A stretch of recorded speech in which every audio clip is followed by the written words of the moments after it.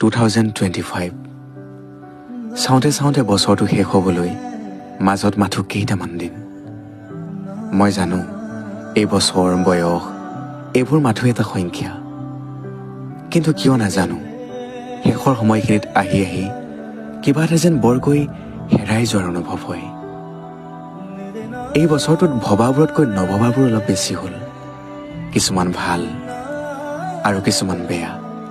একো নাই যাৰ মাজেৰেইতো জীৱন ৰথ চলি যায়। কিন্তু নিজতকৈ যেতিয়া মা দেউতাৰ মুখখন লৈ এবাৰ চাওঁ, বছৰ বাগৰাৰ লগতে লাহে লাহে বয়সৰ চাপ পৰি অহা তেওঁলোক দুজনৰ বাস্তৱ ছবিখনে মোৰ বুকুখন কঁপাই তোলেও।